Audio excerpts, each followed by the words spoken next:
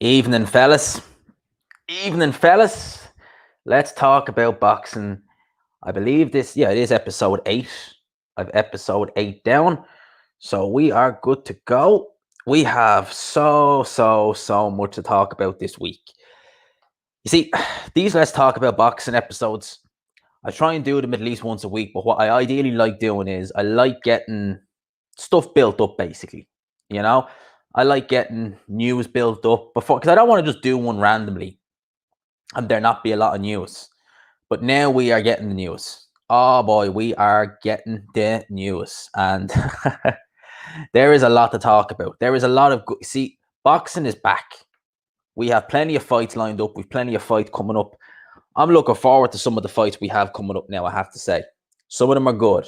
I really am looking forward to it. Really am looking forward to it. So we get a few people in the chat here, and then let's get into this. Let's just get into this chat, because we've got plenty of fights to talk about, plenty of fights that we want to discuss. First one of which is obviously going to be Dillian Whyte versus Povetkin, the rematch. Now, as many people know, I've already given my 2 cents on that, but we got to talk about this. We got to talk about this. Got Hassman Boxing in the chat. Shout out to him. Shout out to Richard Michaels. Hashtag G-Man's Rocks. Yeah, you got to come with that. It ain't a live chat without someone putting that in it. Hashtag G-Man's Rocks. Ain't that the thing? So, we're going to talk about Dillian Whyte and Povetkin, right? I'm going to talk about what I think will happen in the fight. But I also want to have a look at the odds on that fight. Because one thing I like doing on this channel is I like bringing the screen share in on these streams. And I like showing people kind of some of the odds we have going on some of these fights and how they would have changed, with regards, certain things. So I'm looking here, and it is currently for Povetkin to win. See, they're going Povetkin rounds 1 to 6. Now, obviously, we can do different group betting. Group betting can change, can chop and change, like, the weather at this stage. But as it stands now, I think Povetkin is 5 to 1 to win in the first 6 rounds. Now, obviously, he won in the first 6 rounds the first time, so you would imagine it's not unheard of that he'd win in the first 6 rounds this time. I think that if Povetkin's best chance to catch Dillian Whyte, before I go into the odds on this fight, I think Povetkin's best chance to catch Dillian Whyte is to catch him early. Now, he caught him early in the first fight. His best chance would be to catch him early in the second fight. But I definitely think that Dillian Whyte, I just think he is going to be cagey early on. He might say he won't. He might act like, oh, no, because he was giving it all in the IFL interview saying, I'm going in for the knockout. I'm going for the KO, this, that, and the other. But I'm telling you now, people, I would be major surprised if Dillian Whyte goes out all guns blazing first thing first. I reckon he's going to have a good look at Povetkin in the early rounds, keep it long range like he was doing in the first fight, and then see. So the problem is if he starts getting overconfident, because if Dillian Whyte, right, Dillian Whyte knows if he sticks with his jab, he keeps Povetkin on the end of the jab, he can land on Povetkin. Because I think Dillian Whyte, he's an underrated jab, very good jab. And as I said, he landed some good right hands, some check left hooks on Povetkin early on in the fight, keeping it at a distance, making Povetkin, work a little bit. But the minute he stood and traded with Povetkin, that's when he had his issues. Now, if you're in Dillian Whyte's camp, Dillian Whyte seems to me, judging by some of the interviews he gave, that he is compelled. He is compelled to trade with Povetkin. That seems almost a given now, that he wants to go in there and just engage with Povetkin, trade with Povetkin. So you would imagine he's going to do that. What I would be doing if I was Xavier Miller, I'd be saying, right. What we need to do is we need to get your weight down. We need to get a bit more foot speed, because although Dillian Whyte in the past, he's weighed in the 240s, and, he said by his own admission, maybe he wasn't hitting as hard, maybe he wasn't, as strong. He definitely didn't. He definitely seemed to have a bit more, spring in his step. At least he's not got quick feet, Dillian Whyte. That's not a thing he has. But I think that if he's lighter, his foot speed will be definitely better. Definitely better at 2.4 in the 240s than it would in the 250s. So if he's going to box Povetkin, if he's got any hope of winning, he's going to want to make sure his foot speed is good. Because if Dillian Whyte is compelled to go for the KO, which I believe he will, all right, I think he'll try and knock Povetkin out. He said it. I don't see why he wouldn't. Dillian Whyte, like I said, he's not an AJ. He's a fiery character. He'll go for the knockout. That's what I've no doubt in my mind that he'll do that. he is going to want to be able to get in and out of range. He's going to want to be able to get out of, when he's trading with Povetkin on the inside, he's going to want to get out of there. That's what I think he's going to want to do. So I'm going to go back to the odds on this fight. So we've got Povetkin rounds 1 to 6. Now, bear in mind, these odds may change the closer we get to the fight. We're talking about 2 months away. I mean, imagine, people, we're 2 months away from fight Povetkin 2. I mean, we're not even a month removed from the first fight. You know, I think it's a month next week. So it's crazy how quick this fight's been turned around. So if I was betting on this fight, I'd be betting on Whyte. I'll be betting on Povetkin to win within the first 4 rounds. That's just what I think will happen. Okay, so I think Povetkin, if he's to win, in fact, I might even just bring the screen share in just to show you some of the odds we got here. Just bear with me there, people. I'll just bring this on screen real quick. We've got 8 people in the chat. Smash the like button if you haven't already. Okay, we're bringing in the screen share now.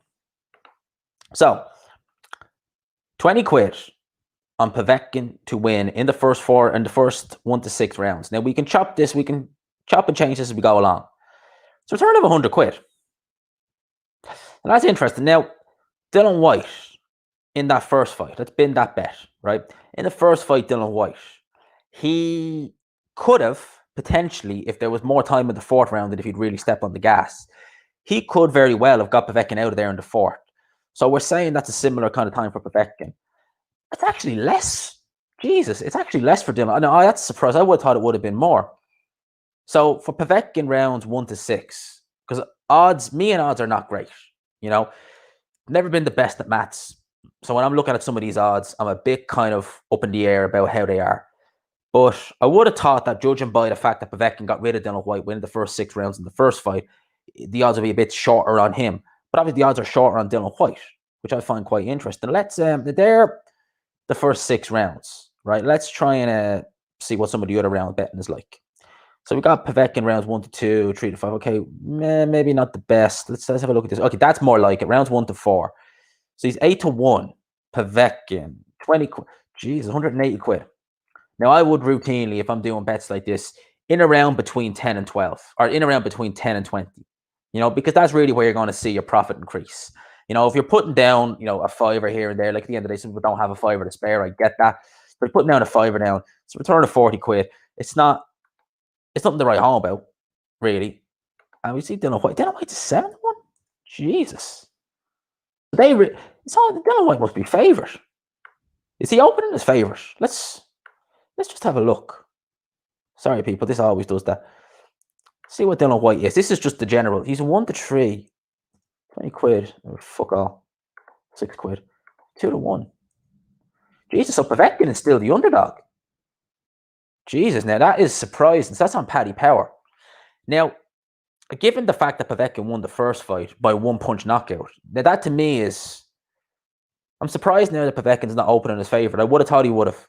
Now, I genuinely would have thought Povetkin would have opened his favourite in this rematch.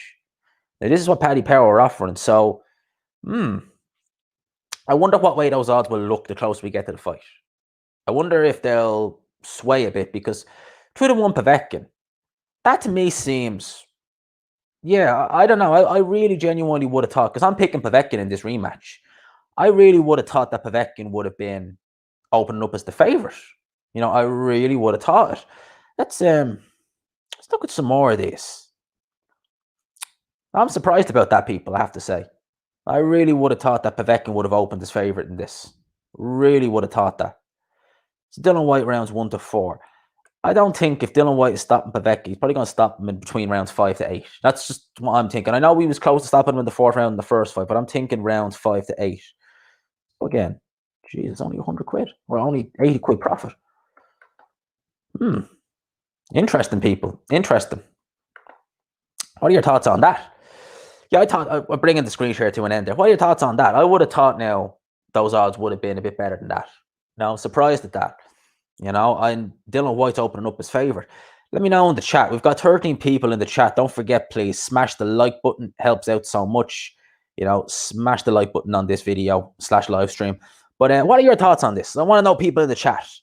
We've obviously got the hashtag GMansRocks going in the chat. Shout out for that. What are your thoughts on this fight? Who do you have going in this fight? Who are you picking? Because, you know, I've said, and, you know, in the videos I've done, people have been kind of, it's 50-50 really. Some people are saying, Dylan Whyte because Povetkin's old. Other people are saying Povetkin because of the nature of the knockout. Let me know. Let me know in the chat what you think will happen. Who do you think will win? Because, I'm intrigued. I'm really intrigued to see who's going to win this fight. Who do people have? And if so, who are you going to be betting on? Because honest to God, I really wouldn't have thought, like, suppose, I would have thought that Dylan Whyte wouldn't have opened his favor. I'm surprised about that. I'm really surprised about that. So who we got? We got Blue Collar Sport TV. Shout out to Del Boy. Shout out. You made a bit of coin on Povetkin last time. You know what, right? I put him down to win late, and I was kicking myself because I think I had Joe Smith down to win. I had an accumulator, and I had Joe Smith down to win late by TKO or KO, and he did. Povetkin down to win late by KO. And if I put him down to win early, man, I would have made a profit on that. I would have made some serious cash on that. So he made a bit of point. I feel like he'll get burnt if I bet on him again. I don't know, man. I don't know. I'm surprised that Dylan Whyte is open in his favor. That's what I will say. At least on Paddy Power's favorite. I'm surprised about that. Like, I genuinely would have thought, hand on my heart, that they would have made Povetkin out to be favorite. I know he was getting boxed, he was down and all that, but still, I would have thought they would have made Povetkin favorite. Interesting that Whyte has only got a 28-day medical. Imagine something bad happened. Oh, mate. I can't believe that. See, that whole 28-day medical is complete BS. You need longer than that. I think at one stage it was 6 weeks they suspended you for. Now, I could be wrong about that, but I think at one stage the British Boxing Board, it was something like a 6-week suspension if you were knocked out. And I think that prevented you from sparring as well. So why in God's name they have it as 28 days? Like, I mean, they're not taking, like, imagine this, right? Imagine you take an absolute shellacking over 10 rounds. You get the crap beat out of you. At what? You're TKO'd in the 10th round after taking a beating for 10 rounds. You're A-OK to fight, what, a couple of weeks later? Sure, they done that with Dave Alen when he took that mother of a beating from Tony Yoka. Do you remember that fight? He took a beating over 10 rounds. That was in June. Again, in July, what was it? He was out fighting Nick Webb. Dex Spellman got a 48-day suspension after yards loss. Yeah, man, but he didn't take a beating against Lyndon Arthurs, but still, like, that was a quick turnaround. Going 12 rounds with Lyndon Arthurs, losing pretty much every minute of every round, to going in there with Anthony Yarden. He was competitive against Yarde. No, he wasn't winning the fight, but he was having moments in there. Like, I think that you could argue he won at least 2 rounds in there, Dale. That's what I think. I think he won the first round. I think there was another round in there he won before he got stopped. Like, he wasn't doing all right, but he was definitely showing Yarde up to be rusty. I think that's the best way to describe it. Yarde was really rusty in that fight, Dale. And, I think that Dex Spellman, 48-day suspensions or 45-day suspensions, that's probably right. That's what it should be. In around that, I think, is perfect. You know what I do want to talk about, right? And I know you've done a video on it, and I've seen other few people do videos on it, which is Alen Babic and his fight coming up against Niall Kennedy. Now, I haven't given my 2 cents on that fight yet, and I'm gonna, because like, I think you were saying in one of your live streams that you thought Niall Kennedy was a decent opponent. I've seen Niall Kennedy in the gym myself. Now, I can speak from experience, haven't seen him spar, haven't seen him fight. I saw his fight against Vargas. This is what I have to think. This is my thoughts on it, right? I didn't do a breakdown video of this fight, but my thoughts on Babic versus Niall Kennedy is, it's an okay opponent for your 5th pro fight. Niall Kennedy, he'll definitely come to fight. He'll come to have a go of it. He'll come to fight. But Niall Kennedy, defensively, he's not great, right? He does move his head a little bit. Like, it's weird, right? He can move his head all right when he wants to, because this is what I've seen him in the gym. When he's sharpened on it, his head movement isn't bad. At least in the gym, it's not bad. But what he does is he'll have, like, moments where he's moving his head real good. He's avoiding shots, and then he just stands stationary. He just doesn't move. He stands very upright, just stands stationary, and just lets guys tee off on him. And, I've seen him several times in there against southpaws as well, where he just gets hit with way too many shots. And this is inspiring. And I'm just thinking to myself, like, if you do that in a fight, especially a heavyweight, and he's not a massive heavyweight because he's always in around the 220s. If you do that in a pro fight with 10-ounce gloves on, that's not going to end well. It's not going to end well, especially if they've anyway decent power. It's not going to end well. And I watched that Vargas fight live. The first round, I think Vargas caught Kennedy with a left hook. Vargas not a devastating puncher, right? And I was just thinking, shit, if this guy has power and he landed like some cleaner shots on you, you're going to be in all kinds of trouble. And I noticed him in that fight early on, like he was having a bit of success there. Then in the third round of that Vargas fight, he landed a body shot. He landed a body shot on Niall Kennedy, or he landed a body shot on Vargas, which hurt him. And Niall Kennedy kind of went in. He went in to try and get him out of there. And obviously, it was weird because at the time I didn't know he'd injured his back, but he got a cut. And it looked like, even the commentary team said it, because it was on UFC Fight Pass. The commentary team even said is that they thought that the cut, affected him or something to that effect, that like he just kind of lost focus when he got the cut. Turns out he had a back injury, and in hindsight you can see it because he was even more stationary than normal after the third round, and ended up getting stopped in the fifth. He was stopped against the ropes. He was stopped with punches because he just wasn't firing back. Hindsight is 2020. If he'd got Vargas out of there, no one probably would have said anything. But it's weird. Like, I just think that he's been out of the ring for over a year. I think that like him against Babic, that macho instinct, because he can kind of do that. Like when he's dodging punches, it's all well and good, but then he kind of wants to stand and trade and just gets hit too much. And I think that's what's going to happen. I think he's going to try and out macho Alen Babic. And Alen Babic, I just think, is younger. He's fresher. Yeah, he's not that big. He's really a cruiserweight, truth be told. But I just think that Babic should be just too quick, too fresh, and probably too much power. Babic, don't know if he's a devastating puncher, but I suspect he hits hard enough. Like, as I said, I've seen Niall Kennedy fight. I've seen him in the gym. I've sat on the corner of a ring and watched him spar. And while he can move his head quite well when he wants to, he just stays too stationary sometimes. Like, literally, it's almost like he's trying to prove something to his opponent, that like, you can hit me hard, but I'll keep coming. Which, to me, that's just the wrong way to do it. And I think that's what a lot of Irish fighters do. Like, I've seen loads of Irish fighters in the gym or in gyms in Ireland just be like, yeah, I want to have a war with this guy because it's so much fun. I don't want to be a bitch and, do a technical thing. I'm like, mate, what's wrong with boxing technically? What's wrong with, prolonging your career? I mean, like, I don't need to prove that I'm a more man, that I can take a harder shot than this guy. I want to prove that I can avoid all these shots. So that's what I'm thinking. But in terms of Babic versus Kennedy, like I said, it's a good fight. Like, that's not a bad fight for your fifth opponent. I mean, like, think of it like this: Babic, Shondale Winters, and Niall Kennedy. I mean, that's better than Joseph Parker's last two opponents. Well, one of them is obviously Shondale Winters, but still, was it Eric Molina? No, it was Alex Leopold. That's still probably better than what Parker's been doing. Like, I would pick Niall Kennedy over Alex Leopold, at least at this stage anyway. So Alen Babic in his last two fights has fought better opponents than Joseph Parker. Seriously, that's a fact. How many is in the chat now? We got 18 people in the chat. Don't forget, people, smash that like button. Helps out the channel. Look who we have in the chat. We got Spud. We got Spuddy's Boxing Cobbles. Go and subscribe to Spuddy. Man, I still have that video you sent me, Spuddy, talking about the podcast. What was that? Pint of Guinness and Boxing Unpacked. We need to get on that, bro. And we need to get Spuddy involved. The only thing I'm worried about him, he's fresh out of rehab and we're thinking of doing that in the pub, man. We want to be careful. Who else do we got? We got Broken Hands. Shout out G-Man. By the way, I meant to say G-Man's, hashtag G-Man's rocks. There you go. You're not the first person who's put that in the chat.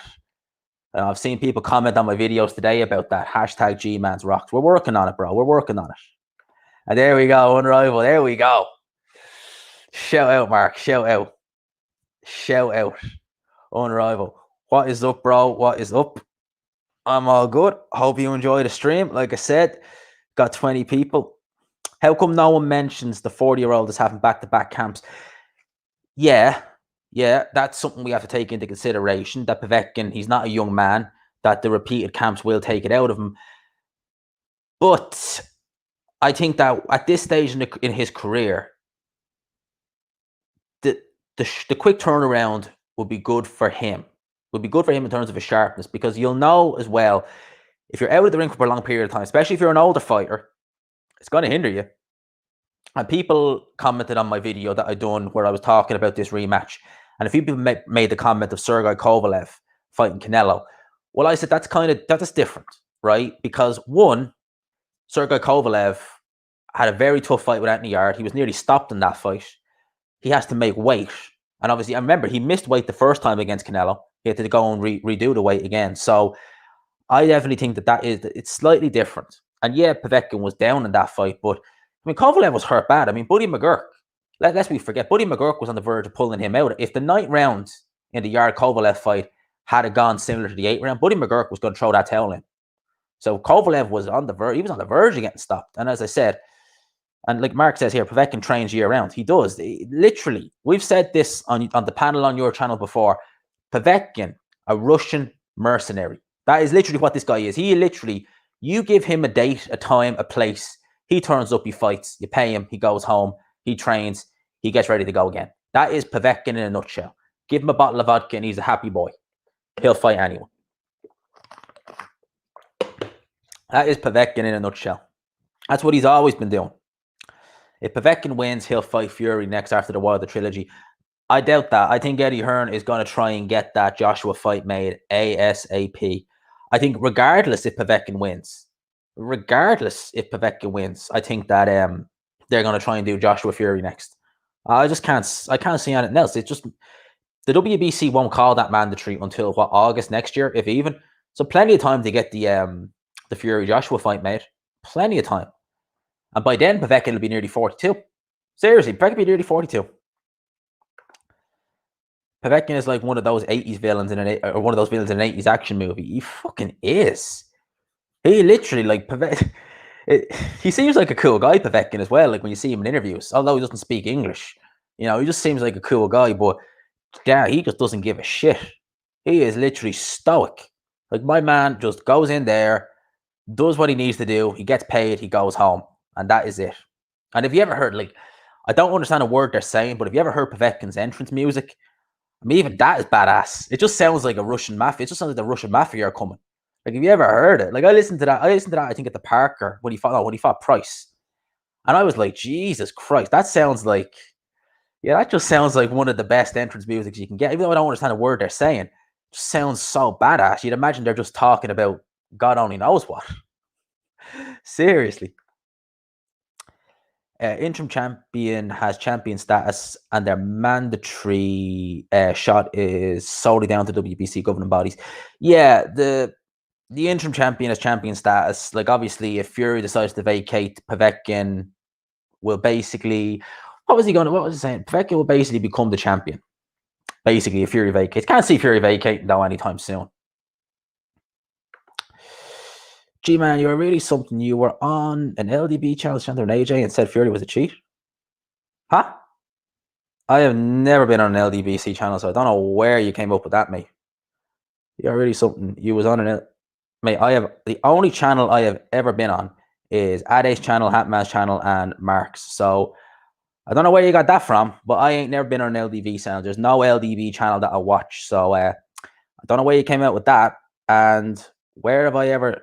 I've criticized AJ, and before, yeah, I've done that. I never said Fury was a cheater. If you go back and see some of my old videos, all I've ever done is debunk that theory that Fury is a cheater. So unless someone calls himself G-Man and went on that channel, it sure as hell ain't me, because I've only ever, as I said, I've been on Mark's channel. You'll always see me pop up in one of Dell's live streams. I've been on Hatman's channel, and I've been on Ade's channel. Ain't no one else's channel I've been on. So I don't know where you got that from. Literally, don't know where you got that from. Povetkin is one of the best non-world heavyweight champions over the last 30 years. Fact. Yep. Yeah, literally. If you don't count the WBA regular, which I myself don't, you got to say he is one of the best. Like, he really is. I mean, look at Povetkin even at 41. You're still talking about a top 5 heavyweight. Easily a top 5 heavyweight at 41 years old. Still getting wins over. Like, people had Dylan Whyte in their top 5. Povetkin can go in there and beat him at 41 at one punch. I mean, it's crazy to think. And you cast your minds to what a 2015 or 2016 Povetkin would do. That guy, yeah. Some idiot probably started a fake G-Man. Yeah, oh, God almighty. If someone did, I swear to God, some people really do have that much time on their hands. I swear to God, if someone actually did that, oh, that's a damning indictment on them and how much time they have on their hands. But Like I said, I don't subscribe to any of that foolishness or anything like that. But as I said, never been on an LDBC channel, have no intention of going on any of their channels, no intention of watching any of their channels. Like I said, I don't knock any of them. I just don't watch. They talk about things. They're more than welcome to talk about whatever they want. Just keep me the hell out of it. I don't get involved in any of that silliness. But I seriously hope someone didn't make a fake G-Man profile. I swear to God. It'd be quite hard to do the accent as well if you're not from Ireland anyway. It'd be quite hard. And considering the fact that I go on camera as well, like, the only time I don't go on camera is during these live streams. And I could if I want. I've got a camera on the laptop. But I just prefer doing it like this. So I seriously hope that's not the case, mate, because that would just be tragic. Seriously, people. That'd be just tragic. But anyway, we got 20 people in the chat. If you haven't already, and I don't like asking for it. I've said that before. I don't like asking for it, but smash the like button if you haven't already. Let's get this live stream up in the analytics or up in the algorithms. And it's like we just quote Spuddy, G-Man's rocks. Ain't no one gonna take that away from me. Ain't no one ever gonna take that saying away. I fucking love that saying. Hashtag G-Man's rocks. Hashtag G-Man's rocks. One thing I do actually want to talk about while we're on the subject of Alen Babic, right? The Croatian that is going to fight, what's the guy's name? Boatsi. The Boatsi. Marco Kalic. Interesting one, actually, because, like, I've not heard of the guy, I have to admit, but he's fought, like, looking at his amateur record, he's fought guys like Joe Ward, he's fought Kubrat Pulev's brother, Travel Pulev, cannot pronounce the guy, but he's been fighting up until he's been fighting a cruiserweight, well, heavyweight in the amateurs. His last fight in the amateurs was at light heavyweight, 178 pounds. I believe that's the light heavyweight limit in the amateurs. I think they give you a bit of extra weight in the light heavyweights in the amateurs. That was his World Series of Boxing record. What else has he fought? He fought Alen Babic in the amateurs, won that. He fought Alen Babic twice and won that. He fought Clemente Russo, but most people lose to him. He's a seasoned amateur at this stage anyway. That's the guy, decent amateur background. And who else is he fighting? Or who else is he fighting? He's not really fought. No names that I recognize yet as a pro. But this is a big light heavyweight. This is a guy who's been topping 190 a year ago. This is a big light heavyweight. I'm just thinking, Boatsi, inactivity. When's the last time Boatsi fought? Actually, I haven't seen Boatsi fight in a while. August 31st. Jesus, I didn't think it was that long. Jesus. August 31st. I didn't think it was that long since he fought. So it's been over a year out of the ring. Boatsi, not a big light heavyweight. I think that fight's a bit more competitive than certain people are making it out to be, I have to say. Be interesting to see. And I rate Boatsi highly, but that's an interesting one. Boatsi, I've always felt, even judging by his physique, just he's slender, he's long. I just think Boatsi more. I think if he wanted to, he could make super middleweight. That's just what I think. Looking at Boatsi's body makeup, I think that he could. Speaker Mind Sports, what is up, brother? What is up? Check out Speaker Mind Sports if you haven't already. Like I said, got a few channels here. I'm sure most people who are in the chat know these channels, but we got Speaker Mind Sport. Check his channel out. Obviously, Mark and Royal Boxing. If you haven't already, check his channel out. We got Blue Collar Sport, Del Boy. Check his channel, and of course, we gotta shout out Spuddy. Man, subscribe to Spuddy's Boxing Cobbles. Come on. Man's fresh out of rehab. Give him something. Get subscribe to Spuddy's Boxing Cobbles. My man's fresh out of rehab. You thought he beat Tavel Pulev. The only time I've ever really seen Tavel Pulev was when he fought Usyk. In the Olympics, I believe it was. Broken Hand has it. You bet. Yeah. Hashtag G-Man's rocks. I was going to say you bet your bottom dollar. And people, I got to tell you something, right? This is crazy what happened, right? And this is nothing to do with boxing. I'm just telling you a story, right? I've talked about, I think I even gave a sneak preview of one of my Patreon podcasts where I talked about a job I had a couple of years ago and how I hated the job, right? And this is going way off topic, but my phone on, I think it was it Wednesday? Yeah, it was Wednesday. My phone on Wednesday just like literally started shooting up with texts from guys from one of my old jobs. And I was like, what the fuck? I thought we were all arranging a night out. When we started that job in 2017, right? I know I'm going off topic here, but I'll come back to this in a sec. When we started the job in 2017, we were trained in by this German guy. Real. He reminded me a bit of Richard Schaefer in the way he talked. He was like, oh yeah, you bet your bottom dollar. Oh yeah, get your popcorn ready. Kind of like that, right? But real weird. Real weird, right? I check my text as soon as I get home. All links to this article on RTE. For those who don't know what RTE is, it's like the Irish BBC. My man's getting extradited to the UK. The trainer who trained us all in over the course of 5 weeks, he's getting extradited to the UK for indecent images, we'll say, on a computer while he was living in the UK. I think we all know what that is. I was like, that explains a lot. That explains a hell of a lot. Big up, G-Man. Big up. Shout out to you. You'll do it for me, Jim. Smash the like speaker minds. Appreciate it, mate. That's all I ask, right? Don't ask for much on these live streams. All I ask, smash the like, because it really helps. It really does help out. I only realized that like how much it helps out after a while. What does Buzzy get? Sup, G-Man? Sup? Thoughts on Mayweather Logan? Oh, Jesus Christ. You know the zone will pick that fight up, don't you? Straight away. You know what as well, right? I've done 3 videos today. The last few days, right? I have just not been. It's weird. Like I recorded 5 videos last night. I recorded 3 videos the night before. I only uploaded 3 of them, and I only uploaded 1 the other day, just purely because one of them was about the zone and how, in my opinion, they've kind of failed at boxing just because they'd rather put on joke fights like Canelo versus Masvidal than they would put on good fights. And I done a video on it, and I just, for whatever reason, I just been like, it's like block or something. You know, I'm looking at the video back and I'm just like, it's not good enough. It's not good enough for YouTube. It's not. I've just had like it's just been hard. Like I've not been hard to find the motivation, but it's just been hard to get the videos that I feel are good enough to go on YouTube. I don't want to upload a video if it's just me talking shit for fucking 5 minutes or not really getting my point across. So, it's been tough, but yeah, I think the zone will put that. If that fight, I don't want that fight to happen. Obviously, it's a fucking first round knockout for Floyd Mayweather. Obviously, but the zone would jump on that. They'd be like, "Yep, we'll put that fight on. Ain't no problem. We'll put that fight on." Level 3 lockdown, G-Man. Life going downhill again. Oh, bro, man, I don't really, man. I'm still gonna live my life the way I always did, man. The lockdown, I don't pay any effect to the lockdown.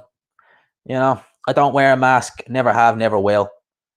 I'm still going to see all my mates. I don't give a fuck, man. If they lock it down, they lock it down. I'm still doing whatever I was doing before. The only upside is it means I don't have to.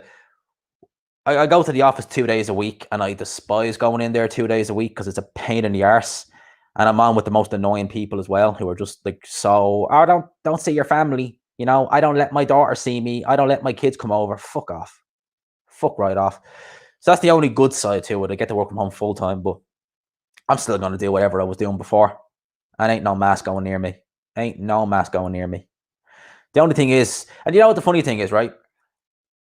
Where I am in Swords, right? It is literally, and Mark will know this place, it is literally, 10 minutes away from Ashburn? For those who don't know, Ashburn is a place in County Meath. They've got decent places to go for nights out.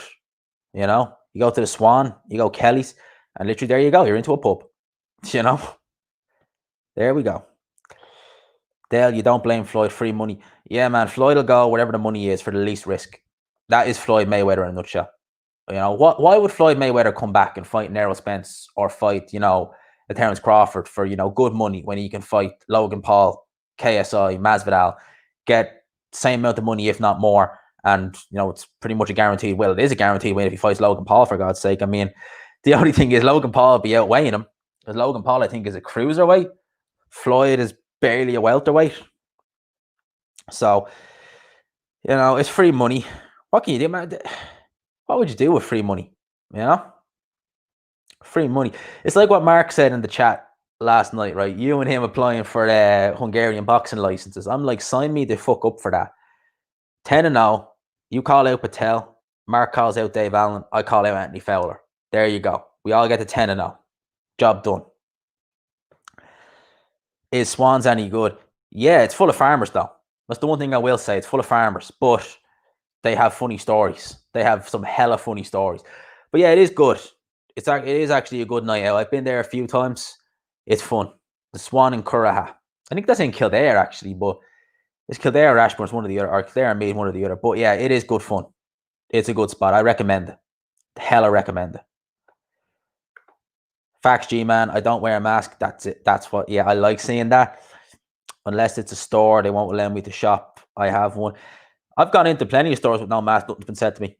No one said anything to me. And if they ever did say anything to me, I'd just be like, just to avoid the hassle, I just tell them I'm exempt. Just tell them, yeah, I'm exempt. I'm fucking asthmatic or something like that, or some bullshit like that, just to avoid any of the hassle. They stop demanding, so I don't wear one unless they demand one upon entry. Now, if they demand one upon entry, I just turn my heel and walk away. Literally, I'll just turn my heel and walk away. No, literally just turn my heel and walk away. Nothing wrong with farmers. He good with the Big Boy Boxing. Shout out to him again. Another great channel. Go over there, give him a subscribe. Yeah, I don't know. Most of my friends are farmers. Most of my friends are. It's just you'll find this right see. I'm not a farmer, right? I live near fields, but I ain't no farmer, right? When I was 16, I worked for a potato company, and I hated every minute of it. Literally hated every goddamn minute of it. So that's the only bit of farming I've ever done. So in terms of like farmers, I'm always around them.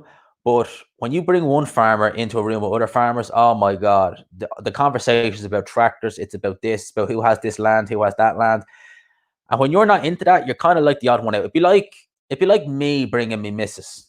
Well, I don't actually have missus now, but you know what I mean? You get the gist of it. I had a missus and she was just like a normal girl. And I brought her into like a chat full of all you guys. And we're all talking about boxing. She'd just be like, what the fuck? Like literally, she'd just be like that. She'd be just like, what the fuck? You know, sort of way. So, yeah, no, there's nothing wrong with farmers. Some of them are funny. You know, some of the funniest stories I've ever heard have been from farmers. Literally. For those who don't know, there's a place called Garristown. It's literally, and I'd say they're sick as well because they are just on the cusp of Meath. So they are literally on the border between Dublin and Meath, but they're in the Dublin end of it. So they can't open a lot of their pubs. And there's a few times I've been up there in a place called Gormley's. Nice little pub. And yeah, the story, some of the farmers, they don't give a shit. They really don't give a shit. Like literally, the stories they come out with, it's so goddamn funny. Like literally, you could do a podcast about some of the farmer stories. They do not give a flying fuck. Like farmers are the only guys. Like even mechanics of farmers. Like I remember one of my friends had a crash there a little while ago. Well, actually, a little while. It was 3 years ago. Drink driving, of course. And literally went to his mechanic. Was like, yeah, crashed my Jeep. All right, were you drinking? And like, no, the way he used it was he crashed the Jeep, and your man was like, all right, how did you crash it? He's like, oh, I hit an electricity pole. The next thing he turned around and was like, all right, were you drinking when you crashed? And of course, farmers being farmers, they don't give a shit. He just said, I was drinking, yeah. This guy literally turned around and just said, oh, Jesus, thank God for that. I thought you were having fits or something or having lapses at the wheel. They literally don't give a shit. They literally don't give a shit. Speak your mind, sport likes that. Farmers are usually good for a night out, to be fair. They're usually just for, yeah, they are. Some of them are just funny as shit. They just don't give a shit. They always have the best stories. They always have the best stories. G-Man, you can't go into AIB without things without last. That's my local branch.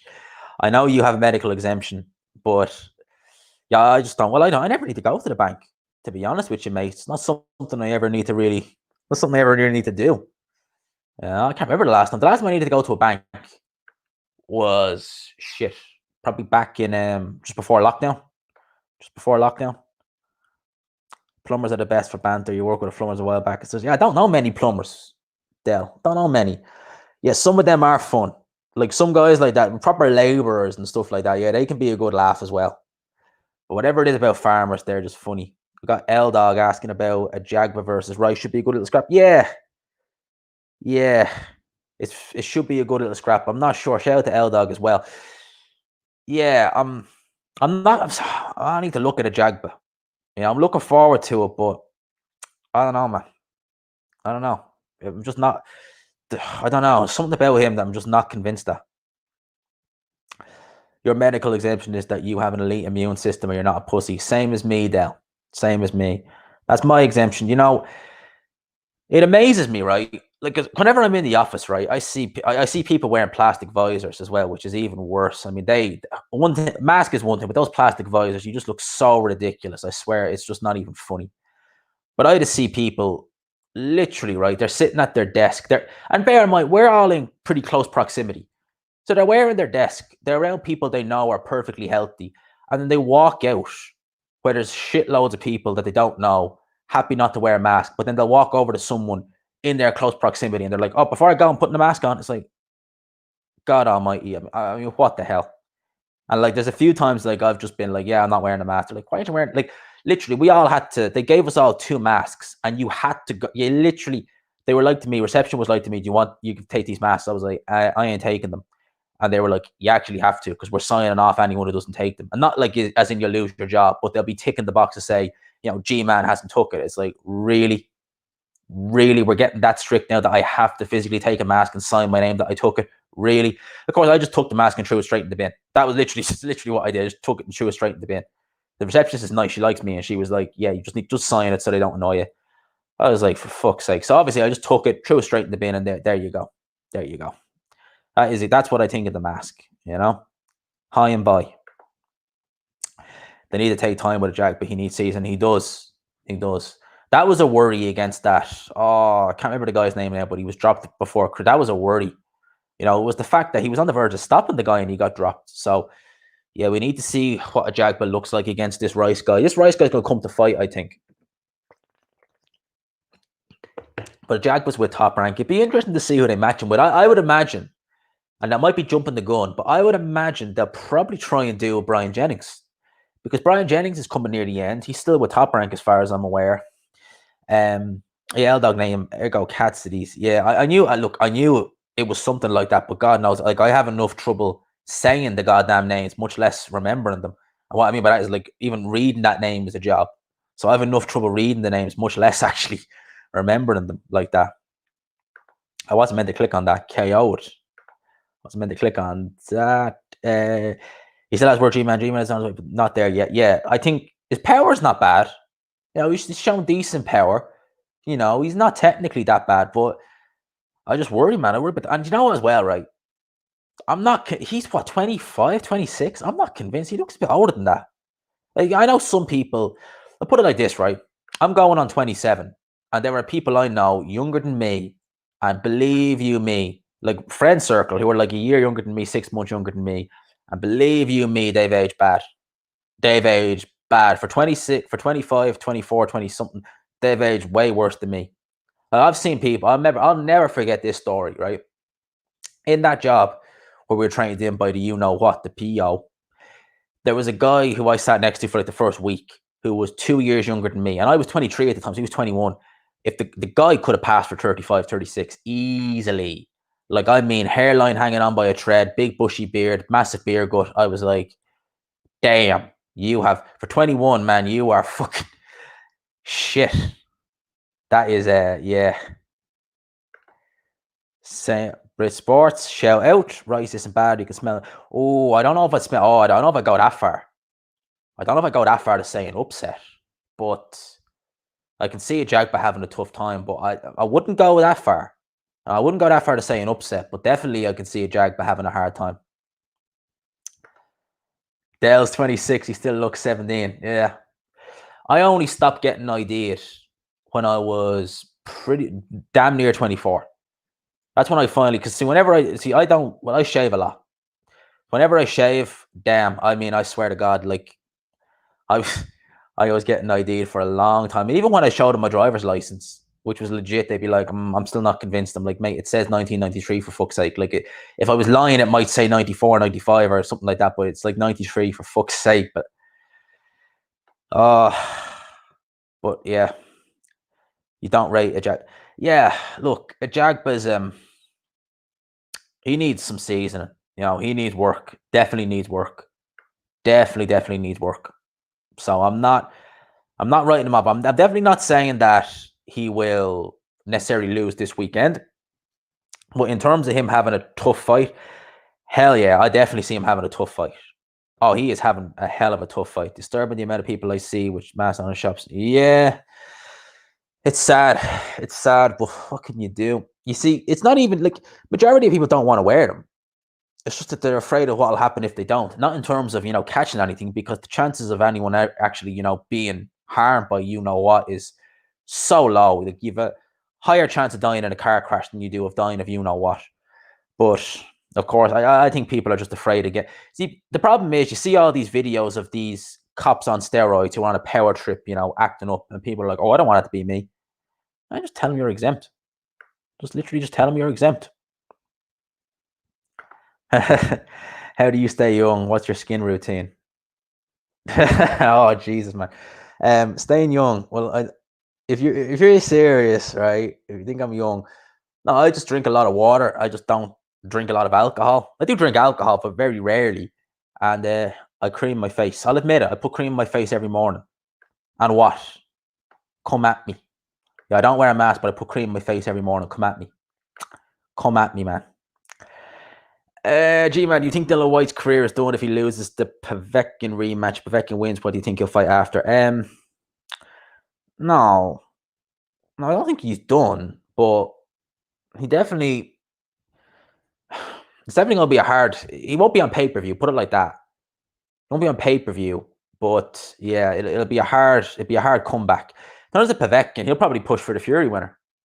Literally, he'll just probably push for the Fury winner. That's what I reckon.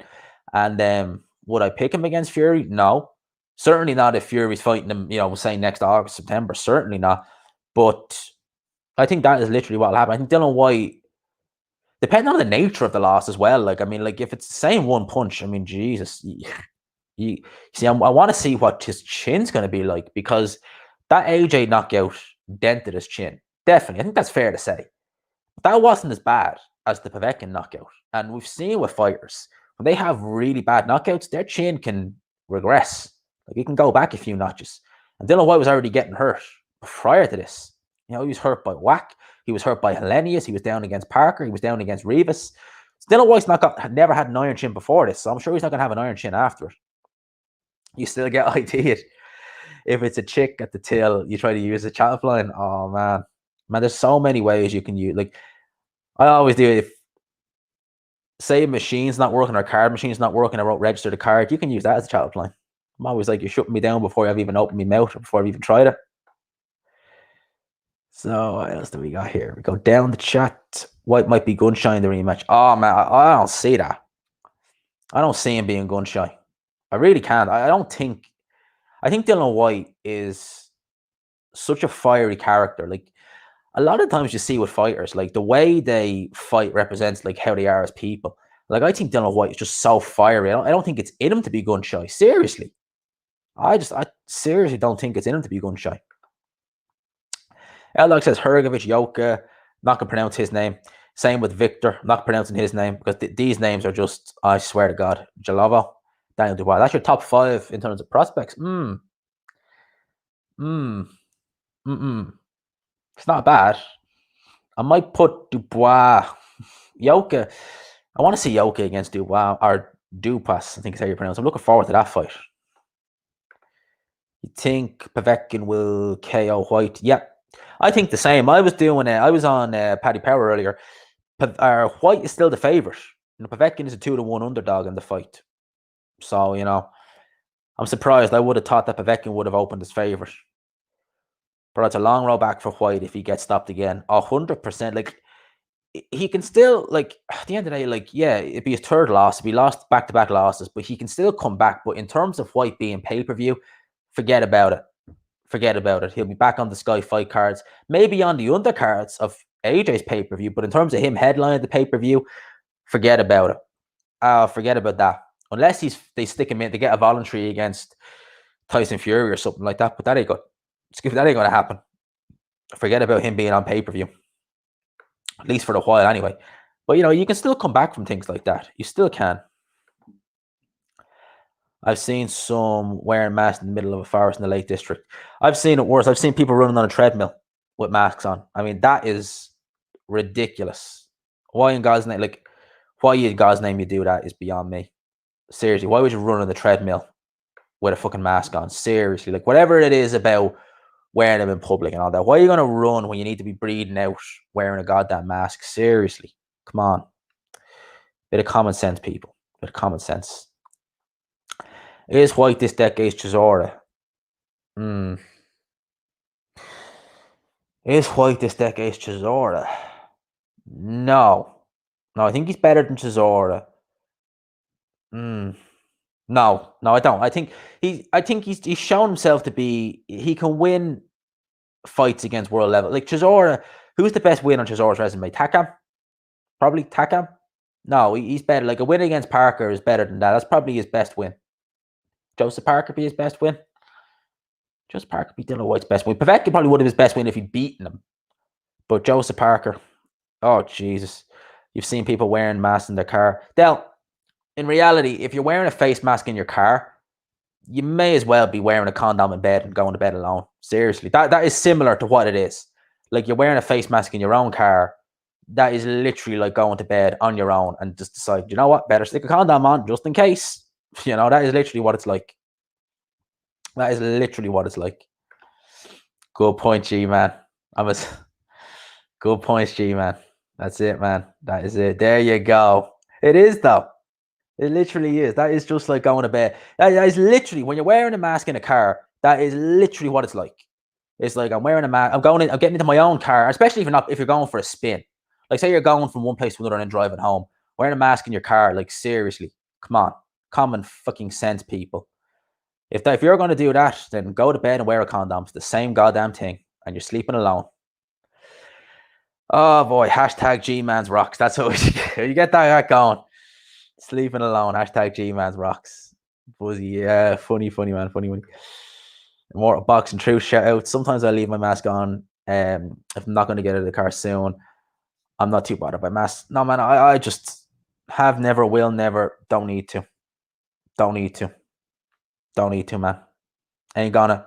And you know, my choice. You know, I've got my own head, my own mind.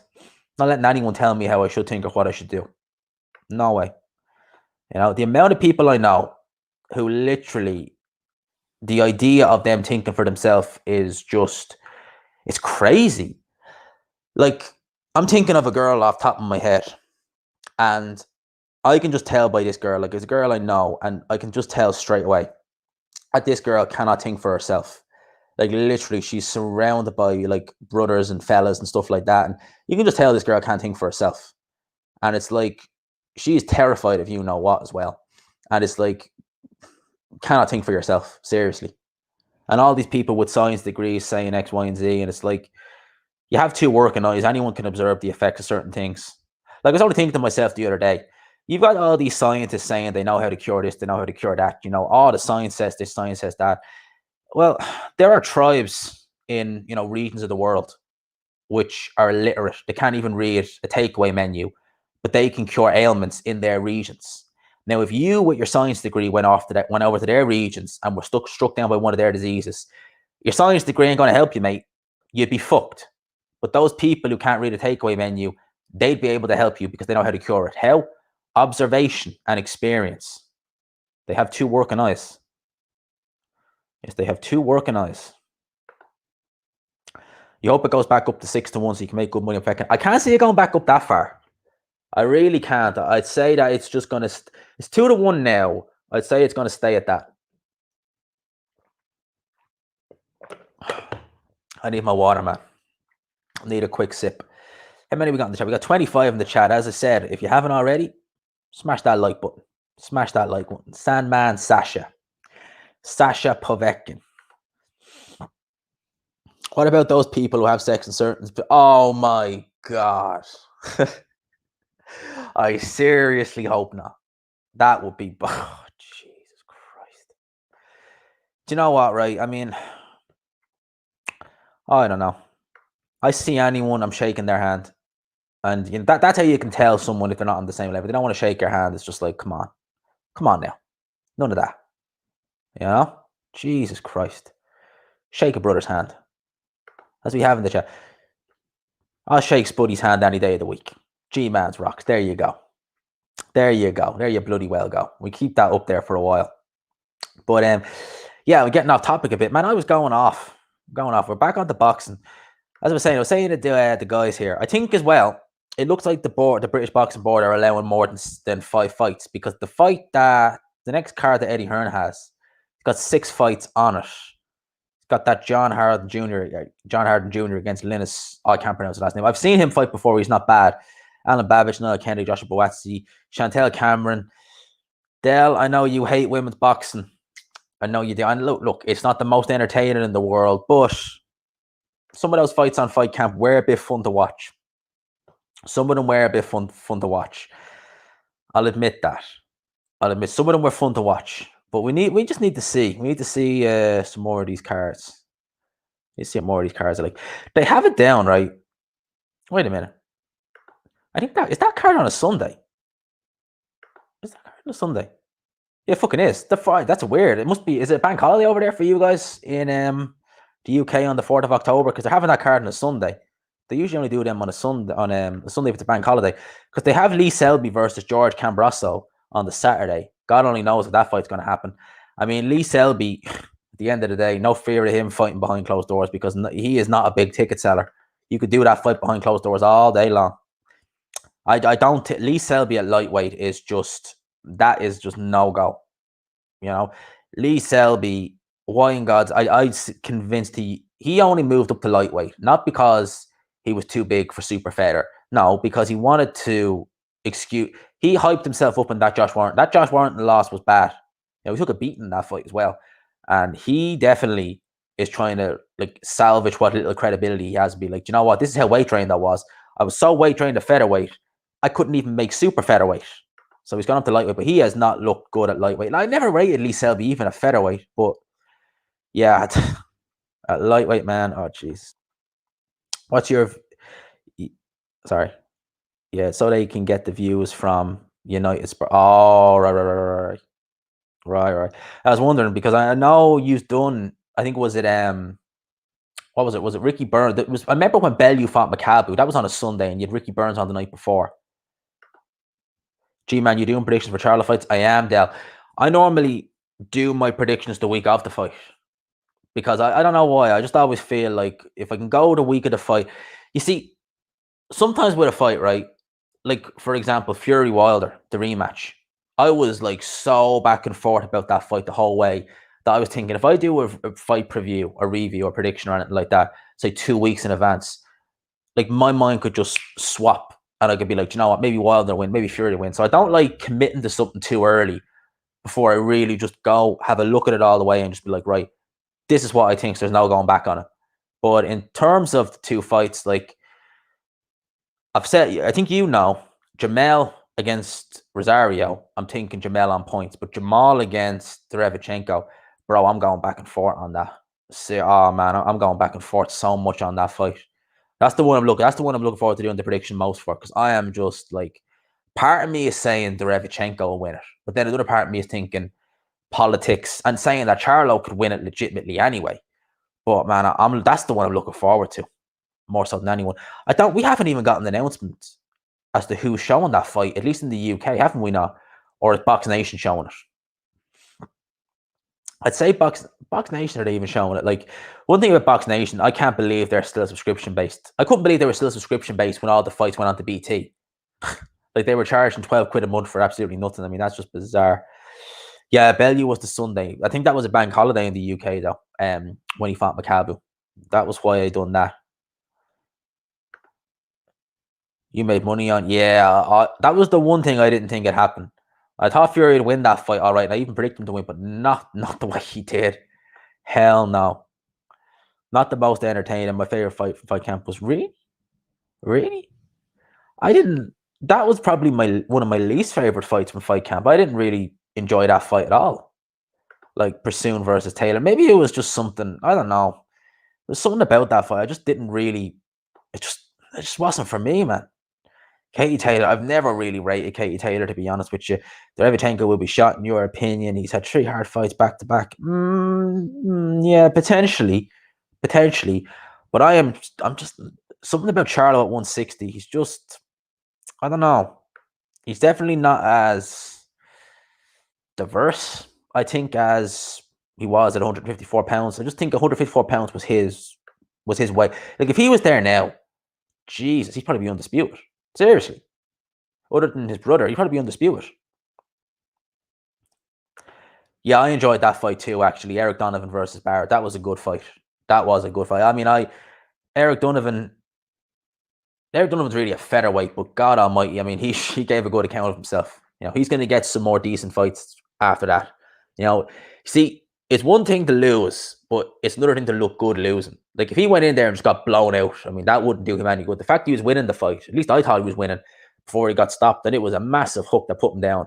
That will be, yeah, that'll do him the world of good. He'll get some paydays off the end of that. And I've met Eric Donovan before. He's been in the gym a few times sparring. He's a cool guy. He really is a good guy. He'll talk to anyone. He's a gentleman. He really is. Damn, G-Man, missed the stream, man. We'll listen tonight as a podcast. Hope you're all good, G-Man. No, visual takes 100% every time. We're over an hour, but I'm going to keep going for probably another 15, 20 minutes anyway. Maybe a bit longer. So you've still got a bit of time. Don't worry about that. Don't worry about that. But yeah, you can listen back as a podcast. It's 100%. Stay on the channel as always. All these stay up. But man, it's been a fun Let's Talk About Boxing. You know, we've got 30 people in there now. Like I said, smash the like button, of course, if you haven't already. You got the old hashtag G-Man's Rocks going again. People love that. So I don't know what it is. I just love it. I think that's the funniest thing. Whenever I see, you know, the funny thing, I've seen that pop up in other channels. Fucking feeds or comment sections. It's been funny when I see that. Not many. I think I've seen it in one of Hatman's, and I think I've seen it somewhere else as well. Someone fucking like commented on it. I was like, what the fuck? Join the stream. Oh no, I don't think it's like that. You see, I don't think it's quite like Price Thompson too. Do you know why? Because David Price doesn't have the same mentality as Dylan Whyte. And what I mean is David Price doesn't have the confidence. He just doesn't have.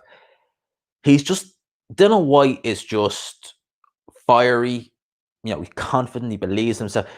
Even though it's a bad loss, it will affect him. That of which I've no doubt. I don't think it will affect him as much as it did David Price. David Price was riding the crest of a wave of success. He'd knock out wins over Audley Harrison. He knocked out John McDermott. He knocked out Sam Sexton. He was getting hyped, was Pricey. And a loss like that was in front of his home fans in the Echo Arena. A loss like that, and let's be fair, that wasn't a great shot. Yeah, it was an equilibrium shot, but it wasn't a great shot, to be fair. But that hurt him. You know, that really hurt him. And in that rematch, when he dropped Thompson heavily in the second round, and he really did drop him heavily, for him to get up and to put it on him, oh, man, that must have, if you're not a confident guy, that must have crippled him confidently. Wish it Michaels, hashtag G-Man's Rocks. But you know it, bro. You know it. But that must have just absolutely crippled him. Oh dear. Oh dear. And I'll never forget. That was John Rawlins, a terrible commentator, but that was the funniest thing when he got knocked out by Tepper with that reaction. Oh dear. Well, remember when? Oh man, Bellew. Oh, fucking man, that guy is just. Do you know what? Right, Bellew. I used to like Bellew when he was up and coming, and obviously the more successful he got, as with most people, the more annoying they become. But he is just weird, isn't he? Like Bellew is the kind of guy where I'm just like, I wouldn't want him around me. You know, not because I don't particularly have much. Like in terms of a fighter, I give him credit; he done well, but he just comes across as weird. Yeah, I think that he's like the kind of guy where you just be like, I wouldn't want to stand too close to him. Be like Adam Smith. I'd just be like, I don't want to stand too close to this guy. Seriously, like I really don't want to stand too close to him. He is just weird. He is weird. Like, and you know, at the end of the day, he sucks up to all these, you know, guys like AJ, like Hearn, like all these guys. It's just like, mate, come on, don't suck up to people like that. You know, they all got flaws. Everyone's got flaws, for God's sake. Gervonta Davis for Santa Cruz, interesting fight. Who do you think wins? I think Davis is just going to be too big, too strong, hits too hard. I think Santa Cruz, not that long ago, he was fighting at super bantamweight. He came from bantamweight. So I think Santa Cruz, and he's been reasonably inactive like the last few years. I don't see that going well for Santa Cruz, truth be told. I think Davis is going to get him out of there within 8 rounds. That's what I think. Tony Bellend. You can't stand Bellend. Yeah, a lot of people. That's the thing about Bellew. Like, I mean, I genuinely did like him early on. Genuinely did actually like him early on when he was up and coming, this, that, and the other. I thought, this guy's an all right guy, proper blue collar guy. But now it's just like, it's just like, what the hell? Like, this guy. Have you seen that pic on Bellew's Instagram? No, I haven't. Someone actually asked me earlier in the chat if I have an Instagram. I do. I never use it. And I think it's, I don't even remember what it is. I think it's G-Man Box or something like that, but I never use it, mate. Really. I very rarely use it. Tyson Fury is flawless. No, I don't think there's no such thing as a flawless fighter. I think Tyson Fury has flaws, and I think that we've seen some of those flaws. I think Alexander Usyk would expose some of the flaws in Tyson Fury. A short heavyweight who gives him angles, moves, gets under his jabs. Yeah, I think there's no such thing as a flawless fighter. So I think Fury does have flaws, and it just takes the right, like at the end of the day, and it takes the right style. A lot of fighters might look flaws until they come across a certain style, and then you'll see the flaws in their style. Like, look at Mike Tyson, the Customado style. Some people could say, oh, Mike Tyson was this, that, and the other. No, that style had flaws. Look at the way Holyfield fought. That exploited some of the flaws in that style, because you fight very square on. You get around that, which makes it a bigger target. You get around it by moving your head like it's on, what are those like timer things where it's just like a head on a fucking pillar or something. I forget what it's called, but your head's constantly moving, So look at Holyfield. That's how he dropped Tyson. He came in squared on, he caught him on the chest, and he put Tyson down. So there's everyone. It just takes, there's no such thing as a flawless fighter. It just takes the right style. You have a fighter who looks flawless. They come across a certain style, and that's when the flaws start showing. It's like that with any fighter. People say that about Floyd. If Floyd fought someone like Demetrius Andre or even an Erislandy Lara, not saying he would have lost those fights necessarily, but you would have saw some of the flaws in Floyd's style if you fought one of those guys. Seriously. Isaac Chilemba truly believed Tony Bellew was demonically possessed. Jesus Christ. Chilemba, fucking hell, needs an exorcist. Oh, God only knows. God only knows what is up with Bellew. I think, what was it L-Dog said? I'm upset Bellew retired because I wanted to see him get brutally KO'd more. Jesus Christ. No doubt if he'd carried on fight, like no doubt if he'd fought Wilder, he would have had the head taken clean off his shoulders. I mean, that would have been bad. He would not have gone home to his family after that. Remember, he was calling Wilder out, and then he said he saw him in person and was like, "Yep, don't want that smoke." But yeah, he still talks shit about him. Like, come on.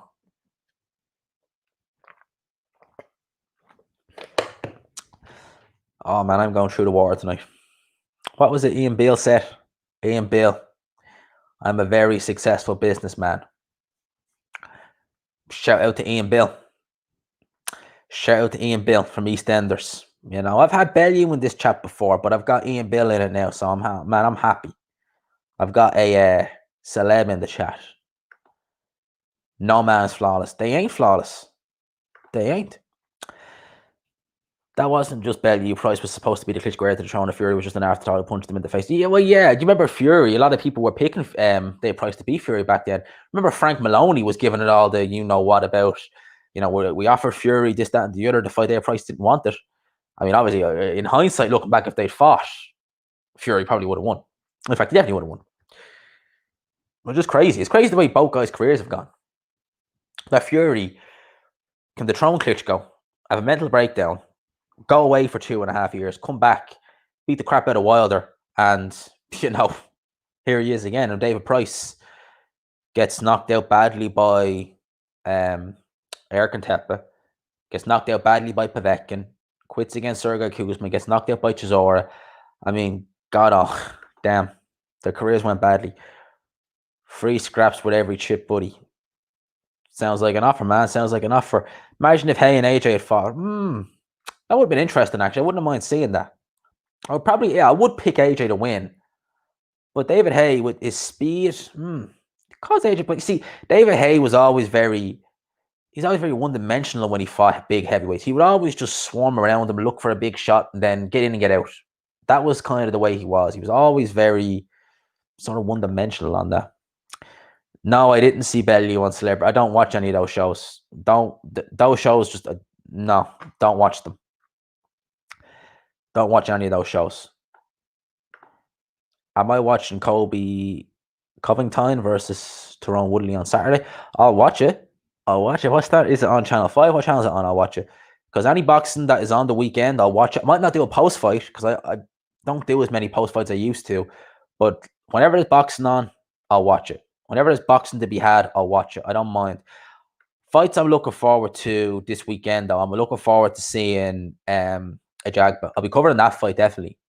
Always look forward to watching Ajagba. And as I said earlier in the chat, not because I think he's the next best thing, but just purely because... Oh, right. It's UFC, is it?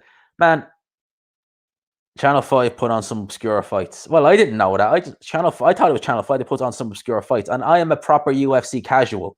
So I don't know. Yeah, LOL. UFC. I'm a UFC casual. So there you go. You can catch me all you want with that. But yeah, I'm a UFC casual. So I don't know. The only guys in UFC I know, Khabib, Masvidal, guys like that. You know, DC guys like that. I don't know the average UFC fighter, for God's sake. You know, when I said that this is a boxing channel, I just was like, yeah, that's obviously boxing. So, you know, oh man, but no, UFC is not my thing. The only fights I'll be watching this weekend will be Ajagba on that top rank card. UFC ain't my thing. You know, I've never got into it. I used to watch Ronda Rousey when she was in UFC a couple of years ago, but that's really it. Like, I've never been a devout watcher of UFC or Bellator or any of them. It's just, if it's not boxing, I don't really want to know. Yeah, boxing's my sport. You've never seen me. Have I ever even done a UFC video or even reviewed? I don't think I ever have. In the year and nearly 2 years I've been doing full-time videos, I've never done a UFC review. I've never done a fight, never done anything for UFC, in all honesty. So, you know, that's what I got to say on that. We've been going for a while now. We're enjoying this. Yes, Eric Lubin. Yes, I do know he is fighting. And yeah, I'll be watching that. Lubin is a good fighter. That Charlo fight came about way too quick. Way too quick, that Charlo fight came about. Way too quick. That Charlo knockout is not indicative to how good Eric Lubin is. He is a good fighter. I think he took that was way too quick for him. He wasn't ready for that Charlo fight. So Eric Lubin, looking forward to seeing him. I do rate him. He's a good fighter. Eric Lubin is. He is. So that Charlo fight, obviously, yeah, it's a first round knockout. It's bad, but he can come back. Like, he's coming back, and you know, I think he's a decent fighter, Eric Lubin. So I'll be looking at him this weekend. I'll definitely be looking at him. What do we have here? T Tornado. F. The Achilles lock and eye pokes. Yeah, if he's talking about UFC there, then damn, yeah, it's not something that I watch much of as UFC. It ain't a sport I'd follow religiously, put it like that. Oh my God, look who we have in the chat. Oh my God. There we go, people. Bellew's gay brother. Salute, G-Man. Salute to you. It even looks like... Is that actually Bellew in that picture with the LGBT mask? Seriously? Bellew's gay. That's just brilliant. That is just fucking brilliant. I got to give you a round of applause on that one. I really do. Give you a round of applause on that one. Everyone's finding it funny. I don't know what's better. Bellew's gay brother or the comment I made about people who wear masks in their cars may as well be wearing a condom in bed and sleeping alone. I don't know what's been better in this chat. Do I rate Archie Sharp? He did not look good in his last fight. It has to be said. Archie Sharp, I think Hasman has it here. Like, he hasn't looked good since he beat Leon Woodstock. He looked good against Leon Woodstock, but Leon Woodstock's shown that he's not amazing. I did see his fight against Declan Garrity. And I have to say, I was actually quite, like, I really did think that was going to be an easy fight for Archie Sharp, because Garrity's been chinned. God, no, he's been chinned a few times now. And most of them been bad knockouts too. But he was struggling early on in that fight. It's only because Garrity has absolutely no defense. He can box all right, but in terms of defense, he's a lost child. He is a lost soul. So, in terms of sharp, like someone has here, sharp Cordina, been more impressed with Cordina. So I would go with Cordina personally. Definitely. Sports bricks. So who's the Irish geezer Babic is fighting? So I talked about it earlier in the chat, but if you haven't heard already, he's fighting Niall Kennedy. Now, I've been in the same gym as Niall Kennedy, in the Celtic Warriors gym. I've seen Niall Kennedy spar close up. Some people are saying that this is a mismatch and, Niall Kennedy is poor. He's not a bad fighter. He has some good attributes there. He was actually sparring Joe Joyce. If you may remember, right, Joe Joyce meant to fight Marco Huck at the start of the year for the European title. He was actually one of Joe Joyce's sparring partners for that camp. Obviously, the fight didn't happen. He was one of Joyce's sparring partners for that. Niall Kennedy is not a big heavyweight, nor is Alen Babic. I think Niall Kennedy comes in around the 220s. He has okay head movement when he wants to, but a lot. Now, I've seen him in sparring do this a lot of times. A lot of the times, he'll move his head well for like spots in a round, and then he just tries to just outmatch him. Like it's like he's trying to show to whoever he's sparring / fighting that he is more man than them, if that makes sense. So he just stands very upright. He just lets them kind of tee off on him, takes plenty of shots, and then just gives his. Like, he throws some decent body shots, it has to be said. But as I said, like, if you go and watch his fight with Devin Vargas, now I watched that fight live. I watched that on a UFC Fight Pass last August. I actually have a Niall Kennedy t-shirt as well, actually. I watched that fight last August, and early on in that fight, he got caught with a left hook from Vargas. The Vargas is not a puncher, right? And I was thinking to myself, I'm like, shit, Vargas, 10-ounce gloves on. If he had a bit of power, that left hook would have put Niall Kennedy on the floor. His defense is just not there. He can move his head good for a couple of rounds or a little bit, but just, it's like he tries to out macho these guys. He wants to take these shots almost. And that's all well and good against guys who can't punch. But you're going in there with guys who are relentless, who are going to put it on you. Like, put it like this, right? This fight is going to be fought in center ring. The referee is going to have to do fuck all. And there's going to be punches thrown from the opening bell. That much I can guarantee, right? That I will definitely guarantee. I just think that Niall Kennedy will end up. I can't see him winning the fight. I just can't see him doing it. The Vargas fight, he was on the verge of stopping Vargas in the third round, and the commentary, none of us knew at the time he'd injured his back in that third round, because the commentary team at the fight were even saying they thought it was a cut. Like, he did get cut in that fight, and they said, did the cut maybe distract Niall Kennedy or something like that? That's what I thought. I thought the cut done something to Niall Kennedy, but apparently it was his back. He injured his back. The cut didn't help, obviously, and he ended up getting stopped with punches. Now, he was stopped again, the rope of punches. He didn't go down, but he was taking a bit of a beating again. Obviously, wasn't firing back. He wasn't blocking. The referee came in and stopped it. It was a competitive fight. Even though Niall Kennedy was on the verge of stopping Vargas in the third round, it was still a competitive fight. So, like, I can see Niall Baz Kennedy, he'll give a good account of himself, don't get me wrong, but I just think that you don't want to try and out macho someone like Alen Babic, who's going to go in there and just start throwing bombs from the first bell. So, I can say that I can speak on that fight because I've been like ringside, like literally in the Celtic Warriors room. There's 2 rings. I've been sitting on the ring apron outside the opposite ring watching Niall Kennedy spar from a couple of feet away, and I think that he's not a bad fighter at all. So when people say this is a mismatch, no, it's not. He's not a bad fighter, but I just think that he needs to be defensively sound if he's going to go in there and have any chance against Babic. That's just what I think. So that's what I will say on that. And yes, Ethan Edwards, you're right. He has sparred Anthony Joshua on a few occasions. Sparred him in 2017, I believe, after he fought. I can't remember the guy's name he fought, but it was a split decision win. I think it was for the New England heavyweight title. That was a fun fight. That was actually, if you ever can go and see it, I'll actually try and get the name of it for you here, actually, if I can get it. And this is a recommendation. This was a decent heavyweight scrap. I'll try and get it for you here if I can. Just to reckon, because like, there's entertainment to be had at all levels, and I'll try and get this fight for you here. Obviously, I'm not going to show the actual fight, obviously, But I'll get the name of the guy he fought in New England. Where was it? It was Alexis Santos. Knew it was something like that. Very good fight. He won it on a split decision. Hell of a fight. Very good fight. Very good heavyweight scrap. Worth a watch. It's on YouTube. Worth a watch. Definitely. So we'll see how that goes. Babic versus Price. Yeah, he's saying Babic will KO Price. Yeah, I could see that as well. Price, he doesn't like it when guys put it on him. But you see, if Pricey boxed behind the jab, because Babic is what, 6'1", Pricey's 6'8". If he kept it at long range, it could go some rounds. I want to see what Babic is like when you take him late on into a fight. That's what I want to see. Look what Bellew's brother has to say about AJ. Yeah. Look at that there.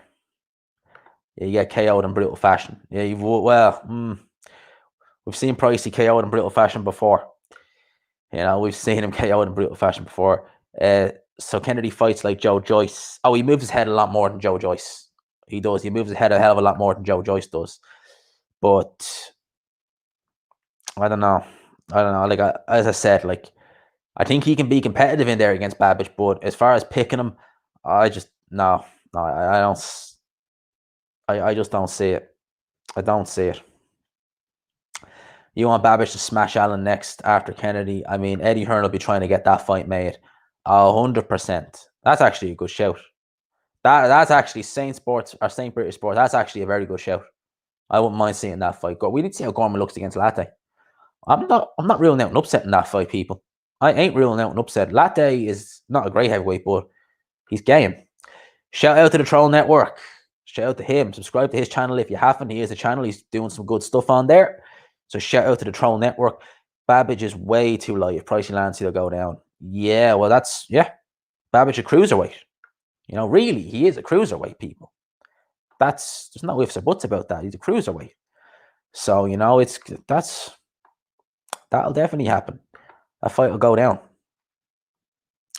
Anyways, I wanted just to check the schedule because there's fights coming up this weekend as well. How are we doing on this chat? 35 likes, people. Thanking you. Smash it. If you haven't already, smash that like button. I'm enjoying this stream, man. This is fun.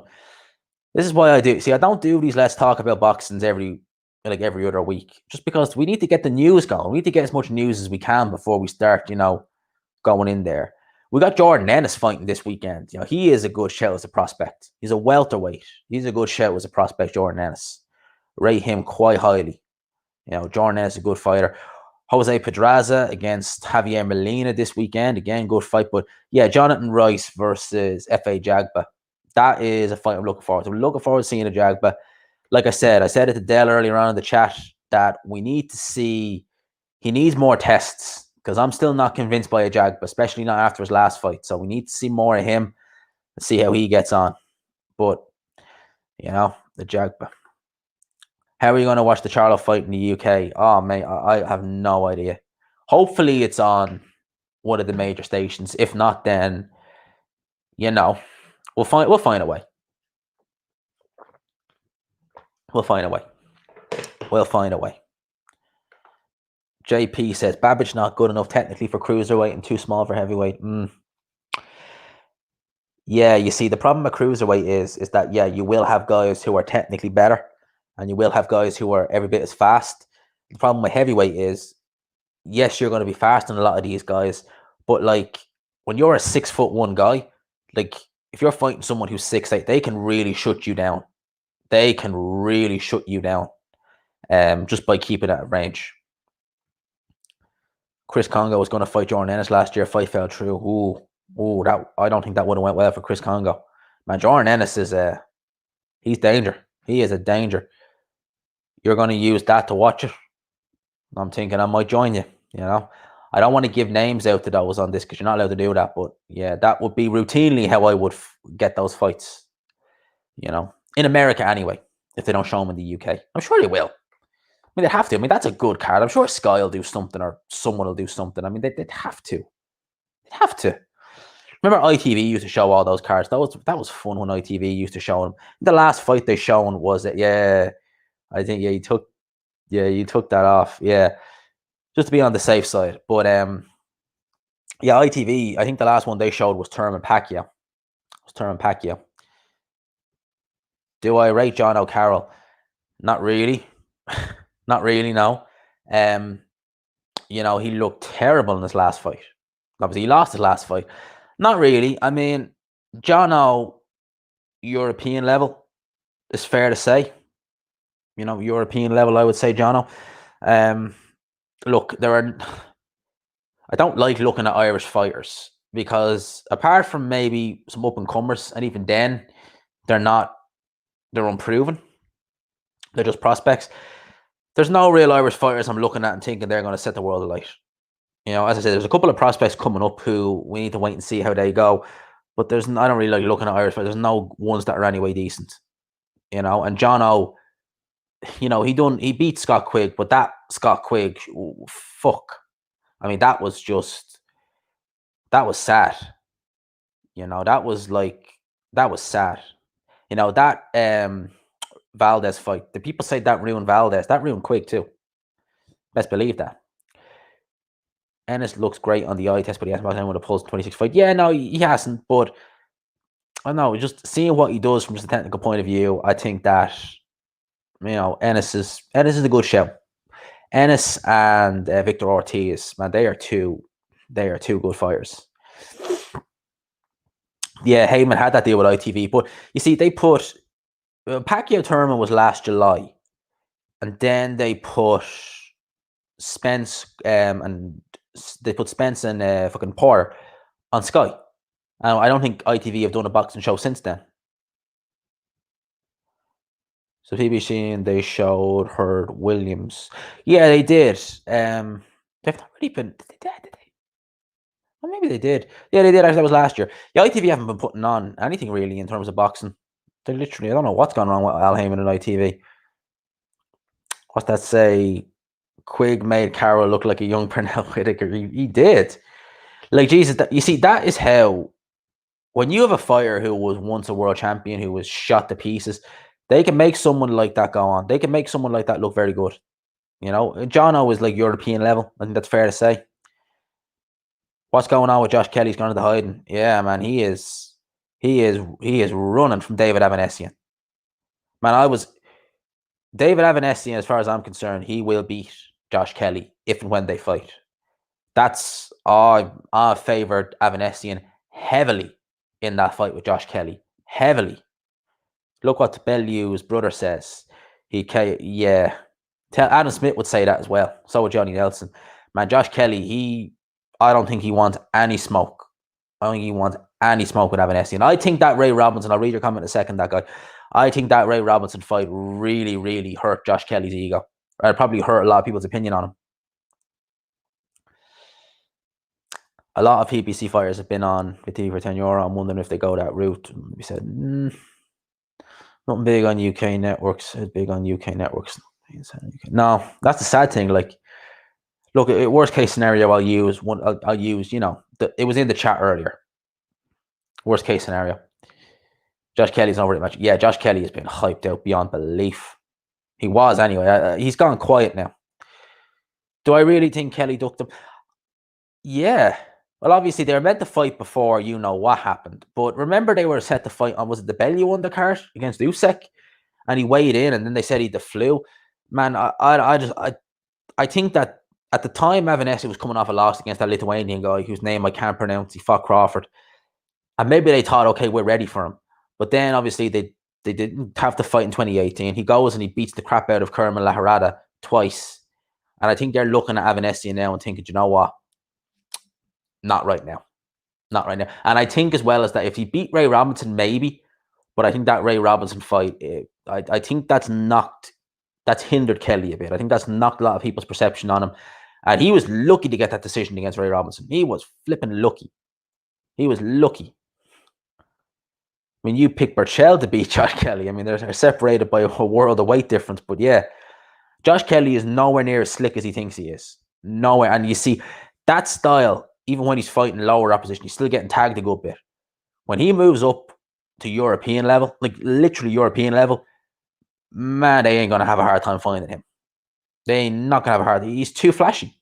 He thinks no. I think European level, he will struggle. Like, and imagine if he moves up in weight. Talk about moving up in weight. Sergio Garcia would have no trouble fighting Josh Kelly. Seriously. So, no way. Yeah, Russell Jr. is still negotiating with. Yeah, I mean, Russell Jr. That's Napoleon syndrome in a nutshell. It's Russell Jr. He seems like Russell Jr. No one's looking for Josh Kelly. I remember him becoming the second. Yeah, do you remember what was it, Boxing Legends or something like that? They were like mad into Josh Kelly at the start. We don't see many people talking about him now. Chelsea's a big guy. He'd go up to 140. He could. Yeah, Ethan Edwards, you're right. He does think he's Roy Jones sometimes. He's nowhere near as that. He is nowhere near as athletic as he like Josh Kelly is athletic. He is, but he's nowhere near as athletic to fight the way that he does. All right, and that has a shelf life as well. So Kelly, when he steps up in class and the older he gets, he's going to need to refine his technique more. He's going to want to stop being so flashy because he will get caught sooner or later. Like, put it like this, right? If you put him in there against a Jordan Ennis, a welterweight, or you put him in there against a Victor Ortiz, how long before one of those guys knocks him out? Not long. Not long at all. Is there any British fighter that didn't go through the British and European route, went straight to a world title? Yeah. In terms of winning a world title or just fighting for a world title, because you got to say Anthony Yard, potentially, who else? I'm sure there've been fighters in the past. Think about AJ. AJ didn't. He did. Oh, to be fair, no, he did. He won a British title and then he went to world level. So that's a difference. But Anthony Yard, obviously, never fought for a British, never fought for a Commonwealth, never fought for European. Just defended the WBO title, European title a few times, or Continental title. Got a crack at Kovalev. Very nearly won. Very nearly won. Eubank Senior, yeah. He looks like he's forcing it too much. He does. I think he's trying too hard to be flashy. He's trying way too hard. He's trying too hard to look like a young Prince Patel or like a Roy Jones rather than just. And you know what the ironic thing is? He could make these fights so much easier if he just didn't do all that. Seriously. Oh, man. It's thirsty work here, people. It's thirsty work. Oh, man. I am tired now. So people, where are we at? We are at the hour and a half mark. People, I'm going to call this live stream quits here. Shout out to everyone. Man, we've had fun doing this. We've been, like I said, you've been hitting the like button. I appreciate that. Wait. What do we have here? We got Speaker Mind Sports again. Shout out to him. I'm back. Took my daughter to the park. You didn't say you didn't. We were ranting about Josh Kelly. So you haven't missed much. We kept it going. Oh yeah, this is a good question actually. If you were a fighter, what promoter would you go to? Eddie Hearn, Bob Arum, Al Heyman. That's a good question actually. Okay. Honestly, Eddie Hearn. Honestly, I would. I think if I got offered, if I was turning pro and I was offered one of those three, I'd go with Eddie Hearn. The second one I go literally in that order. Eddie Hearn, and my second choice would be Bob Arum. Last but not least, Al Heyman. Say depends on weight. Will I be a middleweight? So a middleweight, or if I could at a push light middle. And again, I'd still go with. Well, if it was light middle, maybe Al Heyman because he has most of the light middleweight titles. But I'd probably go with Eddie Hearn. You just back in time. Great live stream, man. Shout out to everyone. Shout out to everyone in the chat. We'll keep this going for a little while longer. We'll get over the. What are we at? We'll try and get over the 100-minute mark. All right, so we'll keep this going a little bit longer. Last three fights been very underwhelming. Yeah, they have. But Josh Kelly, they have been very underwhelming. They really, truly have. Ryan A. Hooks is no Roy Jones. Top rank to start, then move on. Bob builds well, but caps out bad. Yeah, see what you mean there. Like Mike Conlon he is literally with Bob Arum and Frank Warren, and I genuinely, in my hand on my heart, I like put it like this, right? Mick Conlon is boring beyond belief in terms of him in the ring. Oh, I just think he's so goddamn boring. I think that Eddie Hearn would have done a better job with him. Look at the job he's done with Katie Taylor. He's based in the UK as well with Adam Boot. I think that, and for gentleman says Frank, yeah, I wouldn't go near Frank. No, sir. No way.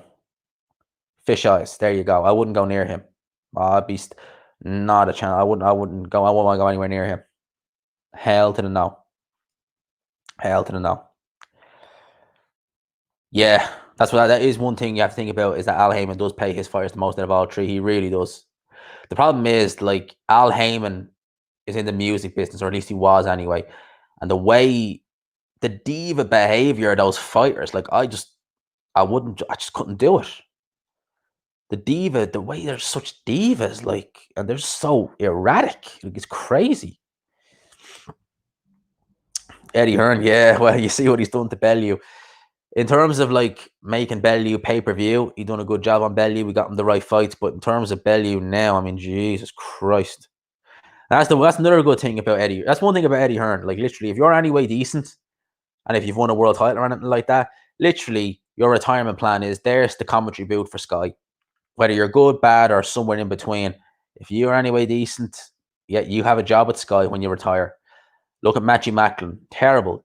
Horrible commentator. Horrible. I learned from Don King, though. So did Frank Warren. Frank Warren and Don King are business partners back in the day. And yeah, oh man, Frank Warren, he is not afraid to bring his fight. Frank loves all that. You know, at the end of the day, a lot of times you could be in the wrong if you're in a situation like that. And it doesn't matter if you're in the right. If the guy you're going up against has deeper pockets, more often than not, they'll win. That's just the way, like, serious. That can be the way it is. Hearn is a master in women's boxing. Yeah, Hearn knows what he's doing when it comes to women's boxing. He knows what he's doing. Like, look at the job he's doing on Katie Taylor. Katie Taylor is nothing special. Seriously, she is nothing special. But look at the job he's done on her. I mean, he really does know what he's doing. Bellew went from Channel 5 to pay-per-view. Yeah, he did. And to be fair, like, Bellew, right? In hindsight, some of the wins he has, like that BJ Flores win's a decent win. The Makabu fight, like, he destroyed Makabu. Like, apart from the knockdown, that was the only bit of success Makabu had in that fight. Other than that, even that first round, Bellew was on top. So in terms of, you know, Bellew as a fighter, he's not a bad fighter. And, like, he's done good things, but just what he's like as a person, I mean, just, I wouldn't want to be around that guy. Wouldn't want to be around him at all. Looks like Wild the Tree coming. Yeah. Oh man. Well, I just want that fight to be done. I'm past that fight now at this stage, mate. I've seen it twice. I don't. Nah, man. No, I don't. I mean, he signed a long-term deal with Mick Hennessy. Like, he's had 2 fights back to back. They've been against nobodies, and I think Chamberlain's a good fighter. I don't know why he didn't stay with Eddie Hearn. He signed with Al Heyman actually after he left Eddie Hearn. So that went tits up, and then he went to Mick Hennessy. I mean, I think Chamberlain should stay with Eddie Hearn. I mean, Chamberlain's not a bad fighter. Not a bad fighter at all. But Mick Hennessy, I mean, he's putting him in there with nobody's, like, seriously, like, it's one thing to be fighting regularly, yeah, but at least give him some opposition. At least do something with it, for God's sake. He's fighting guys who are just no hopers. I can't believe Eddie Hearn says it's danger. Yeah, that's just Eddie Hearn. You know, showing up for you know what, man. That ain't no danger of that ever happening. Don't best believe there's no danger of that ever happen. That will never happen, because that ain't gonna happen. You know, some of the fights we had were fun. They were fun to watch. I'll admit that, but you best believe it will never do that. What's up, Big Dan? So apparently you're crazy for saying you'd never get the you-know-what vaccine. The same sheep telling me this are the same people who don't think Jews are the most powerful people on the planet, LOL. Well, I won't be getting no vaccine when it comes out. If we even need it, I won't be getting it. So you're not crazy. I don't think you're crazy at all. I won't be getting it. Don't get best believe. Ain't going nowhere near me. Ain't going nowhere near me. I held her in the highest regards moment, but I don't like any promoters in general. No, that's why you shouldn't be loyal to, like, see here, right? Chamberlain, someone when you ask about Chamberlain going to Hennessy, yeah, you shouldn't be loyal to promoters, but it's one thing to be right. It's one thing not to be loyal to a promoter. So if you want to leave Eddie Hearn because you don't think he's doing a better job, that's fair enough. But when you're going to promoter who has literally, on the verge of collapse, as Mick Hennessy is, I mean, that's not a smart move. That is not a smart move. Women's boxing taking over. Hashtag pray for Dell. If that ever happens, pray for Dell. What's up, D? What's up, G man? Big up, Big Dan. Too many sheep believe in the government. Yep.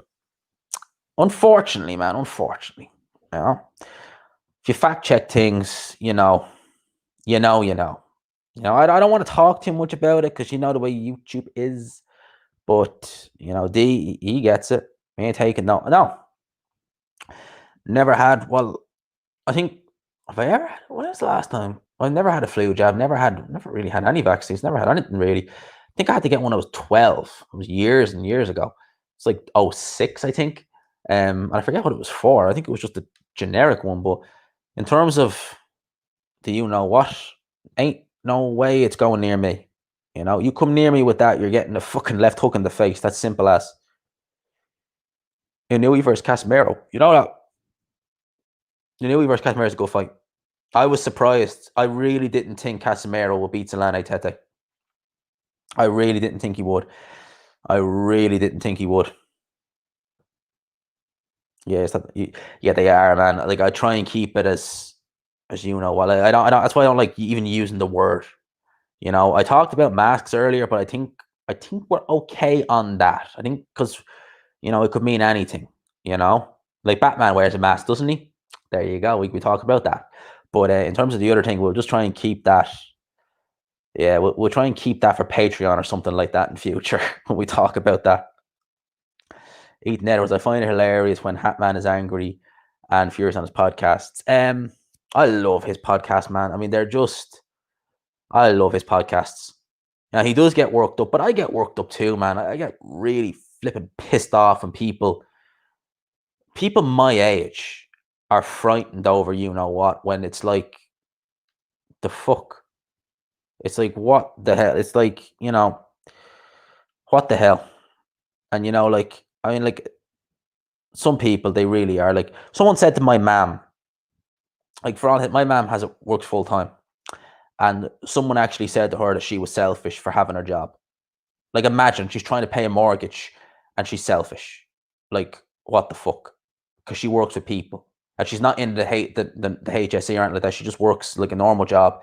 And someone said she's selfish for going to work. It's like, what? Just let her house get taken off her? Yeah, not pay her mortgage. Yeah, oh yeah, that's selfish.